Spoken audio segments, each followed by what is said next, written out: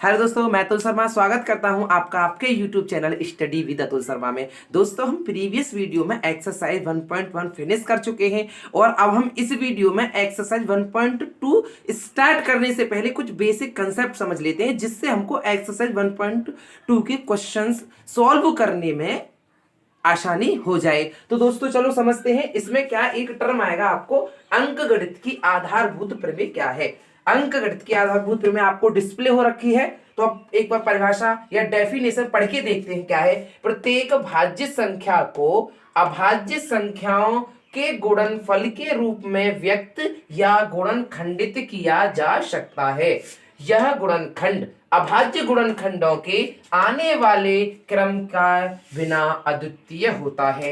इससे क्या पता चला दोस्तों, मैं भी जानता हूं आपकी इतनी जल्दी ये परिभाषा समझ में नहीं आई होगी। तो दोस्तों, हम इसको समझने से पहले कुछ स्टेप बाय स्टेप इसके वर्ड्स को समझते हैं, उसके बाद ये परिभाषा अपने आप स्वयं समझ में आ जाएगी। तो जैसे इसमें एक भाज्य आया है, भाज्य संख्या, दूसरा वर्ड आया अभाज्य संख्या, तीसरा गुणनखंड।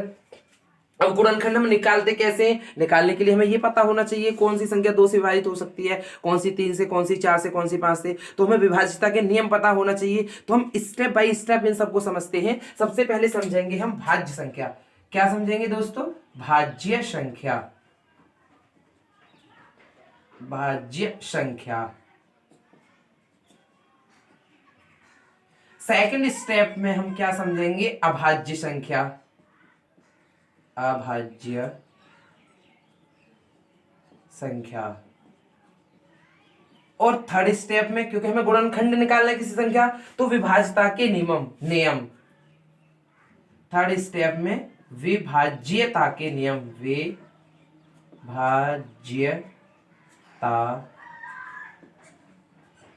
के नियम। और जब हमें विभाज्यता के नियम पता चल जाएंगे तो फिर गुणनखंड कैसे करते हैं वो समझेंगे। फिर समझेंगे गुणनखंड उदाहरण के साथ, कि कोई संख्या दे रखी है और हमें विभाज्यता के नियम पता है तो गुणनखंड करने में आसानी हो जाती है। अब देखो, सबसे पहले क्या समझना है हमको? भाज्य संख्याएं। तो हेडिंग डाल लो, भाज्य संख्याएं।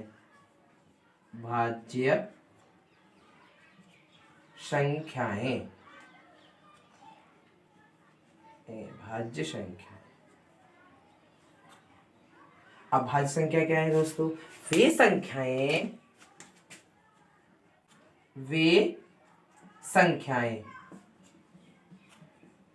संख्याएं जो 2 या 2 से अधिक, 2 या 2 से अधिक, 2 या 2 से अधिक संख्याओं से विभाजित हो जाती हैं। विभाजित हो जाती हैं।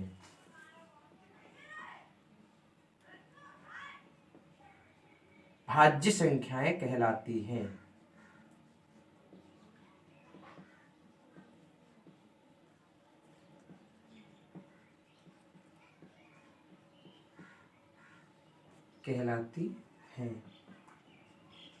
अब दोस्तों, परिभाषा समझ में आई?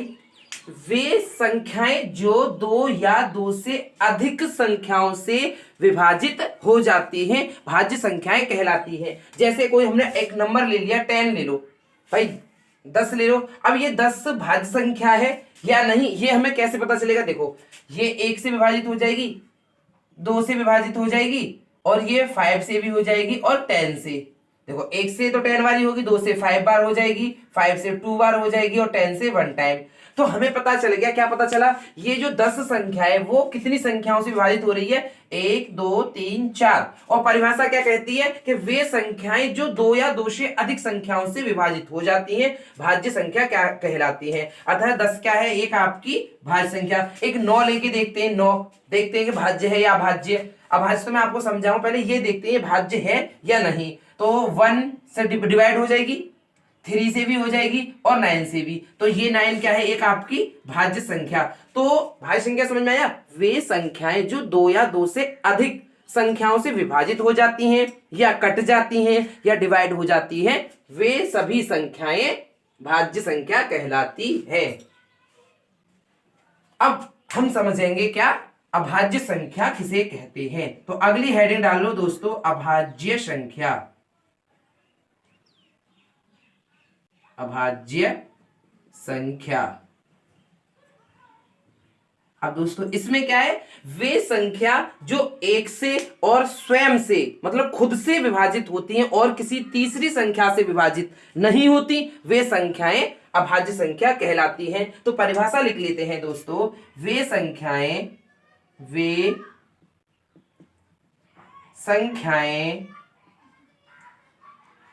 जो एक से और स्वयं के अतिरिक्त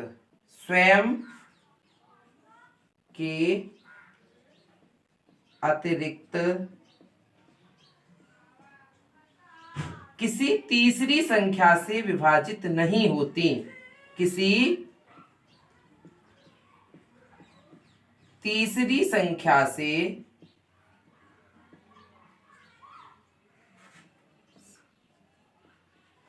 विभाजित नहीं होती।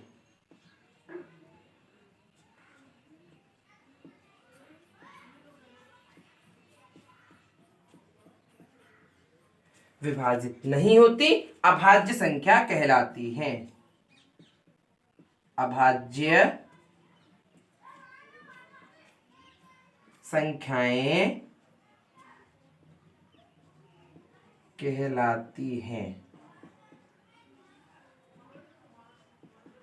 दोस्तों क्या, वे संख्याएं जो एक से और स्वयं के अतिरिक्त किसी तीसरी संख्या से विभाजित नहीं होती, अभाज्य संख्याएं कहलाती हैं। जैसे अब आपको 2 है, 2 या तो 1 से विभाजित हो सकती है या 2 से, और किसी तीसरी से हो सकती है नहीं, तो अभाज्य संख्या होगी 2 एक अभाज्य संख्या है। ऐसे हम 5 लेते हैं, 5 या तो 1 से विभाजित होगी या 5 से ही होगी, और किसी से तीसरी से हो सकती है नहीं। अर्थात वे जितनी भी संख्याएं जो स्वयं से और एक के अतिरिक्त किसी तीसरी संख्या से विभाजित नहीं होंगी, वे सभी संख्याएं अभाज्य संख्याएं कहलाएंगी। और अब हम समझेंगे विभाज्यता के नियम क्या होते हैं, अर्थात कोई संख्या जो दे रखी है हमको, वो किस किस संख्या से विभाजित हो सकती है, वो समझेंगे हम विभाज्यता के नियम।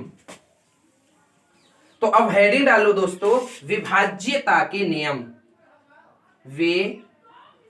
विभाज्यता के, अब दोस्तों अगर हम विभाज्यता के नियम अच्छे से समझ लेते हैं तो हमको गुणनखंड करने में बहुत ही आसानी हो जाएगी। विभाज्यता के नियम, अब सबसे पहले हेडिंग डालो दोस्तों, 2 से विभाजित होने वाली संख्याएं। 2 से विभाजित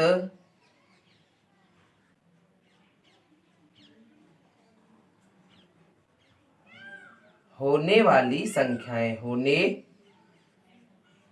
वाली संख्याएं। हेडिंग पड़ गई दोस्तों आपकी 2 से विभाजित होने वाली संख्याएं। अगर हमें विभाज्यता के नियम अच्छे से समझ लिए तो हमको गुणनखंड करने में कोई प्रॉब्लम नहीं होगी। अब देखो दोस्तों, जो 2 से विभाजित होती हैं वे कौन कौन सी संख्याएं होती हैं, मैं इस नियम में समझाऊंगा। जैसे जिन संख्याओं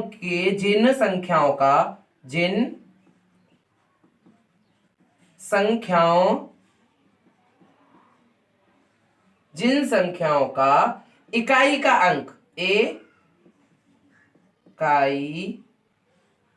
का अंक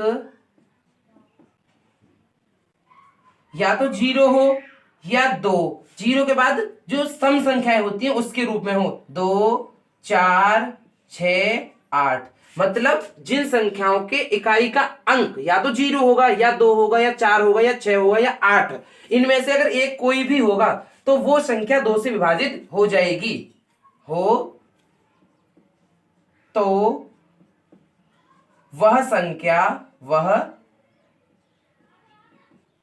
संख्या दो से पूरी तरह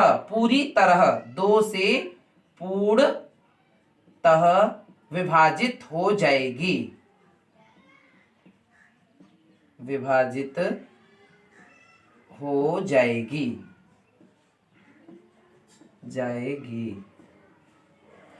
समझ में आएगा दोस्तों?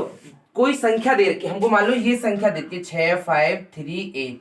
अब देखो जैसे 3, 6, 5, 8 कोई संख्या दे रखी है, तो हम ये क्या होता है हमारा इकाई का अंक, ये दहाई का अंक, ये सैकड़ा और ये हजार का अंक। तो इसकी कंडीशन क्या है कि जिन संख्याओं का इकाई का अंक, जैसे कोई संख्या दे रखी है, इकाई मतलब ये वाला अंक, इकाई का अंक या तो 0 हो या 2 हो या 4 हो, 6, 8, इनमें से अगर कोई है तो वो 2 से पूर्णतः विभाजित हो जाएगी। अब हम इसको 2 से पूर्णतः विभाजित देखते हैं कटती है नहीं। विभाजित होने का मतलब क्या? पूरी तरह भाग चला जाना। तो देखो दोस्तों हम भाग लगा के देखते हैं, क्योंकि अभी कुछ दोस्त ऐसे भी होते हैं जिनको हम विभाजित बोलते हैं और ऐसे बोलेंगे ये ऐसे कट जाएगी तो समझ में नहीं आता, तो उनको मैं बताता हूं कि विभाजित होने का मतलब पूरी तरह भाग जाना। जैसे 2 एकम 2 और ये आपका 1 बच जाएगा 16 और 2 8 जा होते हैं 16, फिर आपने 5 उतार लिया और 2 2 जा 4 और 1 और 8, 2 9 जा 18। मतलब स्पष्ट है, ये नियम सत्य है। आप ऐसी काफी संख्या लेके देख लेना और वो 2 से पूर्णतः विभाजित हो जाएंगी। तो मैं आशा करता हूं कि आपको 2 से विभाजित होने वाली संख्याओं, कौन कौन सी संख्या 2 से विभाजित हो सकती है, ये समझ में आ गया होगा। अब हम चलते हैं 3 से विभाजित होने वाली संख्याओं की ओर कि 3 से कौन सी संख्या विभाजित हो सकती हैं। 3 से विभाजित होने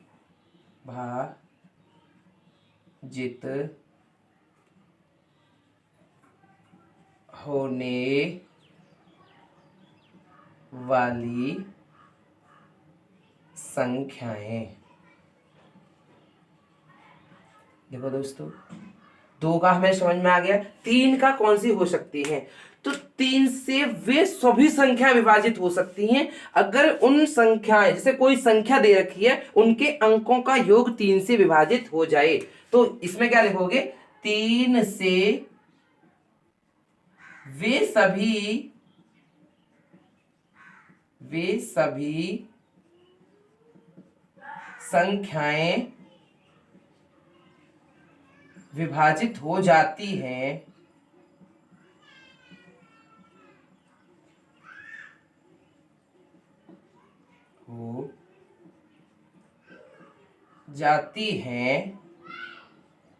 जिनके अंकों का योग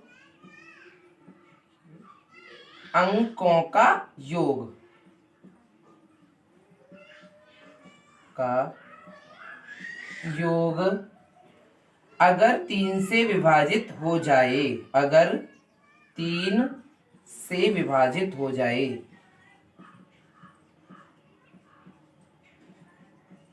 3 से विभाजित हो जाए। जैसे दोस्तों कोई एक संख्या लेते हैं हम,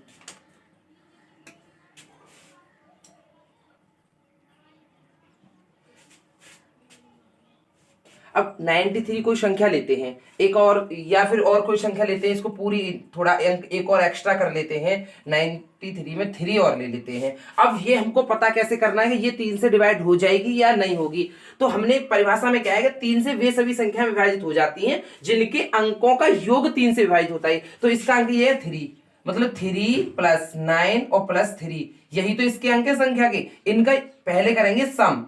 पहले 3 और 9 कितने होते हैं? 12, 12 और 3 15। पहले कोई जो आपको संख्या दे रखी है उसके अंकों का योग करो, जो अंक है उसके उनका प्लस करो। उसके बाद अगर वो +3 से डिवाइड हो जाता है तो ये पूरी संख्या 3 से डिवाइड हो जाएगी। अब दोस्तों जैसे कैसे होगी? ये 3 से डिवाइड हो गया, कहने का मतलब अब ये 393 3 से विभाजित हो जाएगी। तो 3 1 जा 3 और 3 3 जा 9 और 3 1 जा 3, कितने बार? 1 3 1, इतने टाइम से विभाजित हो जाएगी।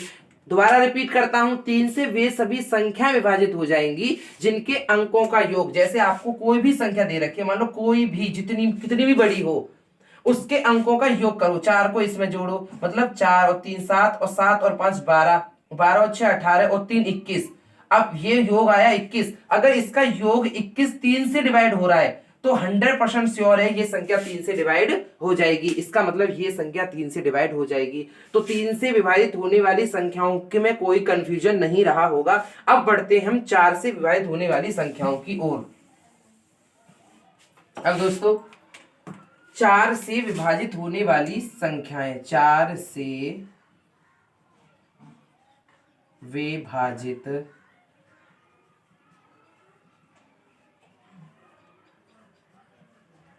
होने वाली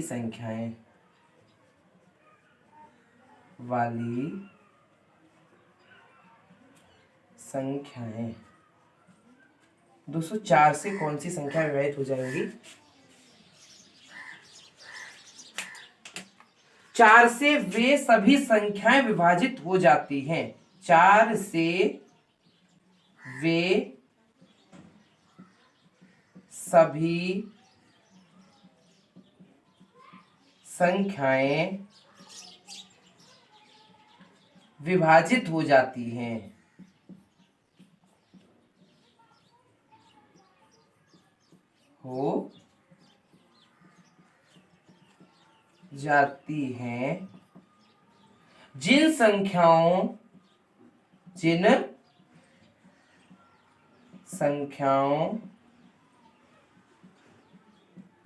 जिन संख्याओं के इकाई और दहाई, जिन संख्याओं के इकाई और दहाई से, जिन संख्याओं के इकाई और दहाई से मिलकर बनी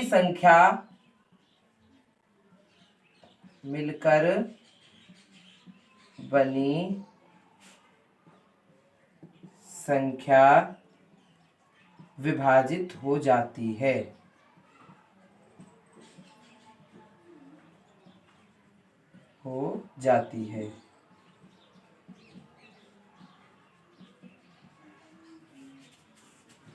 विभाजित हो जाती है। जैसे अब हमको कोई संख्या दे रखी है, मान लो 3 4 7, ऐसे कोई भी संख्या दे रखी है, और ये अब ऐसे काफी बड़ी संख्या हो सकती है, छोटी भी हो सकती है। अब हमें ये पता करना है ये 4 से विभाजित हो जाएगी या नहीं होगी। तो सिंपल सी बात है, इकाई और दहाई इन दोनों अंकों से जो संख्या बन रही है 84, अगर ये 4 से डिवाइड हो रही है तो ये पूरी संख्या 4 से डिवाइड हो जाएगी। तो 4 2 जा 8 और 4 बन जा 4। इसका मतलब ये पूरी संख्या डिवाइड हो जाएगी, और आप इसको डिवाइड करके देखोगे होती है या नहीं। बस यही नियम देख लो कि इकाई और दहाई वाली जो संख्या है, दहाई से मिलकर जो संख्या बन रही है, अगर वो 4 से डिवाइड हो रही है तो वो 100% श्योर है वो 4 से विभाजित हो जाएगी। इसी प्रकार आप काफी संख्याएं लेके अपने दिमाग से ही देखना और फिर देखना होती हैं या नहीं। अगर नहीं होती तो फिर मेरे को कमेंट बॉक्स में बोलना है या नहीं हो रही। अब 5 से कौन कौन सी संख्या विभाजित होंगी वो समझते हैं हम। 5 से विभाजित होने वाली संख्याएं,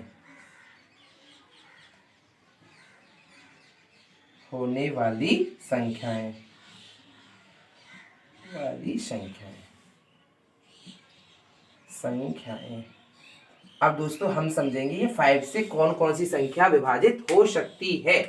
तो ये बहुत सिंपल है कि जिन संख्याओं का इकाई का अंक या तो 0 हो या 5 हो, वे सभी संख्याएं 5 से डिवाइड हो जाएंगी या कट जाएंगी। तो लिखो जिन संख्याओं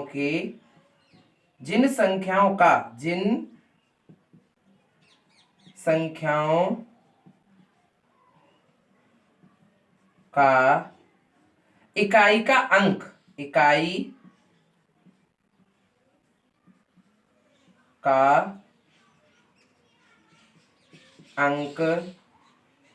जिन संख्याओं का इकाई का अंक या 0 हो या 5 हो, इकाई का अंक 0, 5 में से कोई भी हो, 0 हो या 5 हो, वे सभी संख्याएं सभी संख्याएं 5 से विभाजित हो जाएंगी।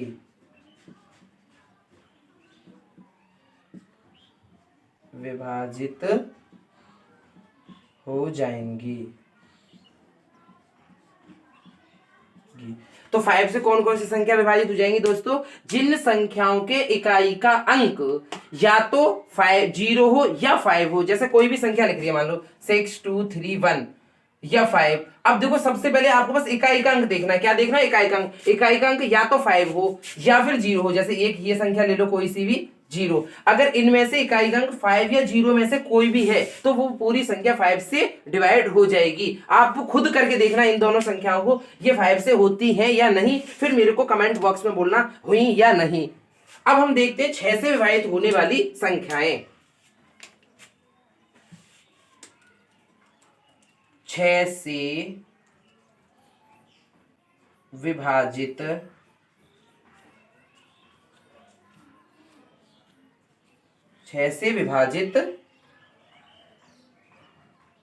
होने वाली संख्याएं। अब दोस्तों 6 से कौन कौन सी संख्या विभाजित हो सकती है वो मैं आपको बताने वाला हूं। देखो, जो संख्या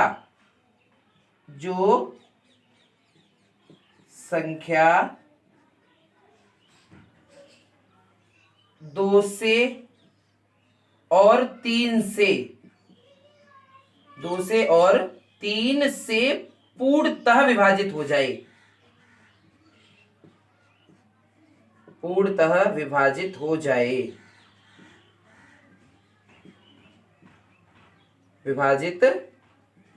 हो जाए वो संख्या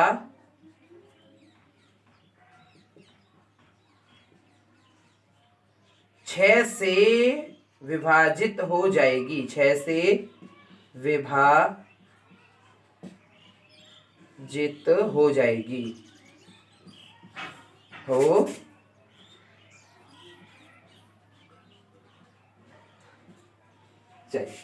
अच्छा, 6 से कौन सी संख्या विभाजित हो जाएगी? जो संख्या 2 से और 3 से पूर्णतः विभाजित हो जाए वो संख्या 6 से विभाजित हो जाएगी। जैसे अब 12 2 से भी विभाजित हो जाती है और 3 से भी, तो 100% श्योर है वो 6 से भी विभाजित होगी। इसी प्रकार आप खुद देख लेना, कोई संख्या लेके जो 2 से और 3 से विभाजित हो रही है तो वो 6 से होती है या नहीं। अब हम समझेंगे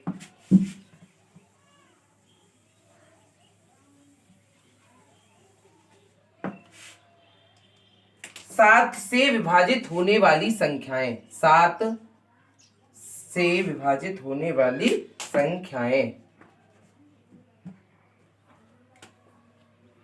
7 से विभाजित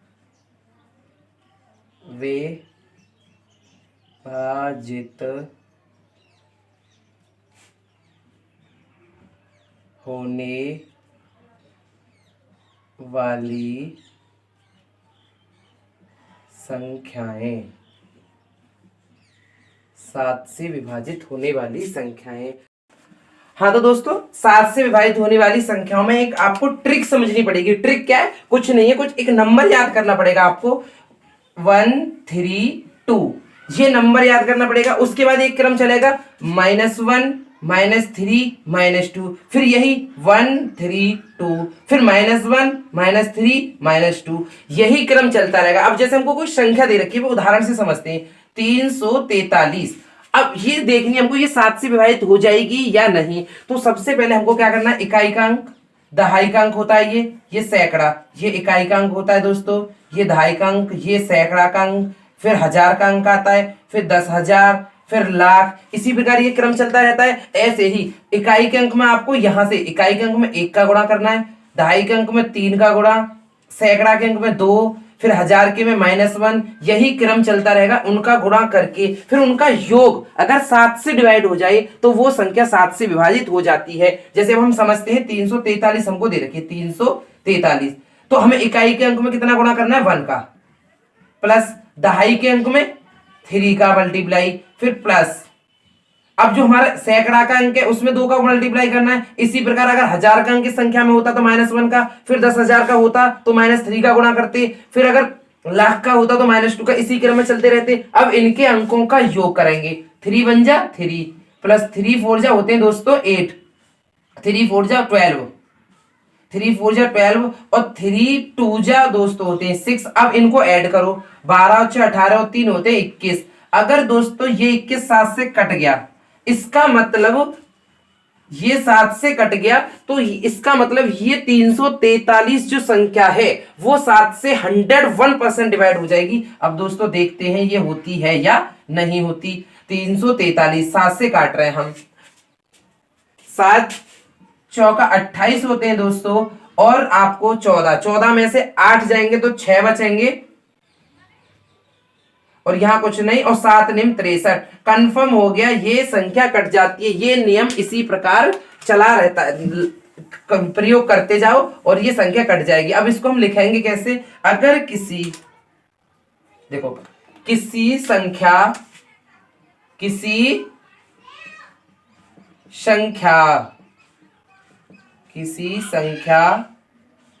के इकाई का अंक, इकाई, दहाई, सैकड़ा, हजार, 10,000। अब दोस्तों ये क्रम ऐसे चल रहा है के अंकों को क्रमशः 1 3 2 -1 -3 -2 फिर 1 3 2 क्रमशः गुणा करके योग करें। अगर योग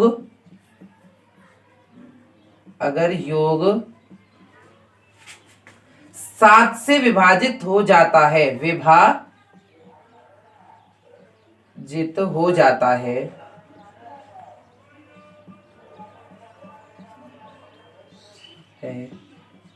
तो वह संख्या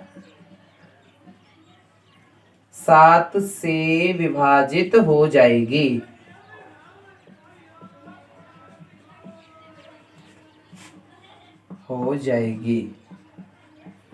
दोस्तों 7 से विभाजित होने वाली संख्याओं में थोड़ा ट्रिकी है, कुछ ट्रिकी नहीं है। ये संख्या क्रम से और उनकी इकाई, दहाई, सैकड़ा को क्रम से गुणा करके फिर प्लस करें, और जोड़ जो हमें मिल रहा है अगर वो 7 से विभाजित हो रहा है तो पूरी 7 से विभाजित हो जाएगी। अब देखते हैं 8 से विभाजित होने वाली संख्याएं। 8 से कौन कौन सी संख्या विभाजित हो जाएगी? 8 से विभाजित होने वाली संख्याएं, 8 से विभाजित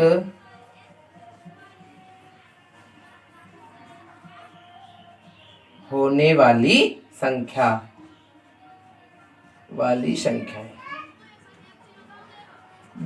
दोस्तों इसमें भी कुछ नहीं है, जिस प्रकार 4 से विभाजित हो रही थी ना, सेम इसमें क्या है, बस सैकड़ा का अंक और जोड़ दिया जाए। सैकड़ा से मिलकर जो संख्या बनी है उन तीनों से, वो अगर 8 से विभाजित होती है तो ये पूरी संख्या 8 से विभाजित हो जाएगी। तो फोर्थ की तरह 4 से वे सभी संख्याएं, 4 से वे सभी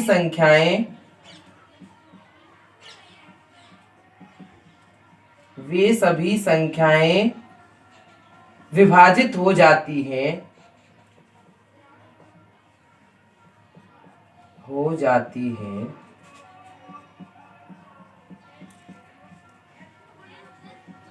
जिन संख्याओं के इकाई,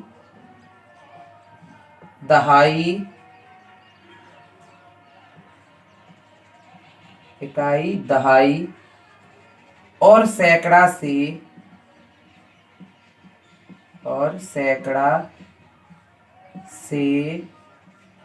मिलकर बनी संख्या कर बनी संख्या विभाजित हो जाती है। बनी संख्या विभाजित हो जाती है। वे संख्या 2 से विभाजित हो जाती है। वे संख्या 2 से विभाजित हो जाती है। 8 से विभाजित हो जाती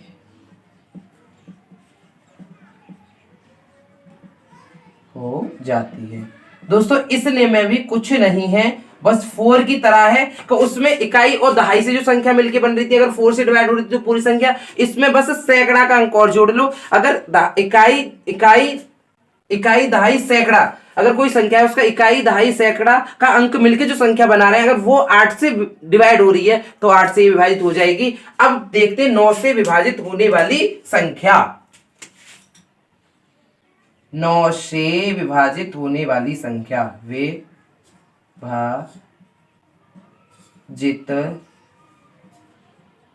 होने वाली संख्या। अब दोस्तों 9 से कौन सी, जिस प्रकार 3 से विभाजित हो रही थी उसी प्रकार 9 से, जैसे 3 में क्या था, 3 से वे सभी संख्या विभाजित हो रही थी जिनके अंकों का योग 3 से विभाजित हो रहा था, उसी प्रकार 9 से वे सभी संख्या विभाजित होंगी जिनके अंकों का योग अगर 9 से विभाजित हो जाए। तो बस वही लिखनी है इसमें डेफिनेशन में, 9 से वे सभी संख्याएं विभाजित होंगी। 9 से वे सभी संख्याएं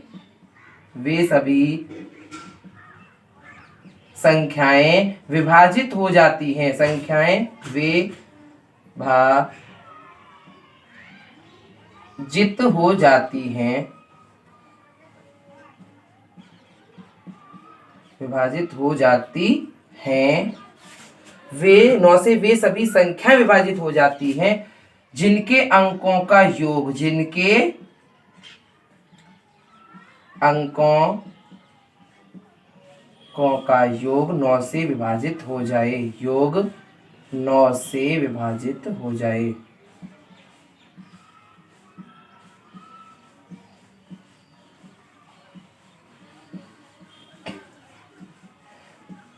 दोस्तों मैं समझ सकता हूं आपकी ये सभी नियम समझ में आ गए होंगे। 9 से कौन सी होंगी, जिस प्रकार हम 3 से अंकों को जोड़ रहे थे ना, अंकों का जो संख्या थी उसके अंकों को जोड़ के अगर वो 3 से विभाजित हो रहा था, उसी प्रकार 9 से कौन सी संख्या विभाजित होगी, जैसे कोई संख्या दे रखी है उसके अंकों का योग करो, अगर वो 9 से विभाजित हो रहा है तो वो संख्या 9 से विभाजित हो जाएगी। इस प्रकार यही बस इतने से ही हमको काम चल जाता है गुणनखंड में कि ये संख्या 9 तक कौन कौन सी होती है, फिर उसके बाद तो हम अपने आप देख ही लेते हैं। अब देखो, अब समझेंगे। जैसे अब मान लो कोई हमको एक पूर्णांक दे रखा है 126, मान लेते हैं 126 दे रखा है। अब हमें इसके कोई बोलता है गुणनखंड करो, तो गुणनखंड करने का मतलब क्या है, पहले छोटे पूर्णांक से हम इसको डिवाइड करेंगे। ये नहीं डायरेक्ट हम 126 से, नहीं, पहले 2 से, फिर 3 से, फिर 4 से। जब देखो 2 से विभाजित ना होगा तब 3 से, जब 3 से विभाजित ना हो तब 4 से, जब 4 से भी इसी क्रम में चलते हैं, जब तक विभाजित छोटे से हो रहा है तो पहले छोटे से करते हैं। अब देखो ये 2 से विभाजित हो जाएगा या नहीं। 2 से कौन सी संख्या विभाजित हो रही थी, जिनके इकाई अंक या तो 0 था या 2 था या 4 था या 6 या 8, तो इसमें 6 है, कंफर्म हो गया, ये 2 से विभाजित हो जाएगा। तो इसको 2 से विभाजित कर दो, 2 6 जा 12 होते हैं और 2 3 जा 6 होते हैं। अब ये देखो ये किससे विभाजित हो जाएगा। अब देखो ये जो 63 हमारा अंक आया है 2 से विभाजित तो होने का नहीं है, क्योंकि इकाई अंक या तो 0 हो या 2 हो या 4 हो या 6 हो या 8 हो, तभी 2 से विभाजित होगा। अब हम चलते हैं 3 की ओर कि 3 से हो जाएगा या नहीं। 3 का क्या नाम था कि जो हमारा संख्या है उसके अंकों का योग करो।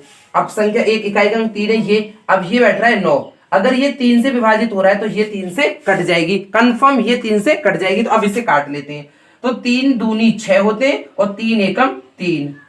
अभी दोस्तों अब ये 2 से होगा, नहीं होगा, तो फिर वही हम 3 देखेंगे, क्योंकि जब तक आगे नहीं बढ़ना जब तक पीछे से नहीं। अब ये 2 से नहीं हो रहा तो हम इसे 3 से करेंगे। किससे, 3 से। तो 2 और 1 3, इसके अंकों का योग 3 है, 3 से कट जाएगा।